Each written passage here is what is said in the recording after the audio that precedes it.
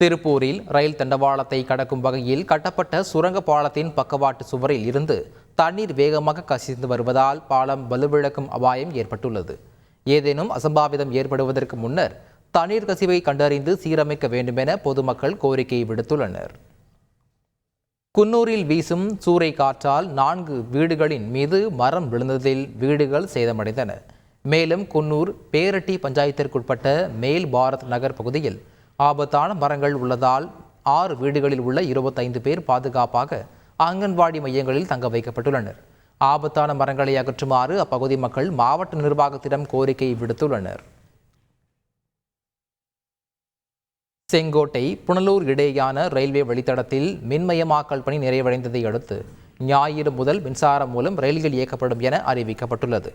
மேலும் இந்த உயரழுத்த மின்கம்பியில் 25 வோல்ட் மின்சாரம் பாய்ந்து கொண்டிருக்கும் என்பதால் அதனை கடந்து செல்லும் பொதுமக்கள் மற்றும் வாகன ஓட்டிகள் உயரம் அதிகமான பொருட்களை எடுத்துச் செல்லவோ ஏற்றிச் செல்லவோ கூடாது என அறிவுறுத்தப்பட்டுள்ளது. செய்திகளை உடனுக்குடன் தெரிந்து கொள்ள உடனே சப்ஸ்கிரைப் பண்ணுங்க.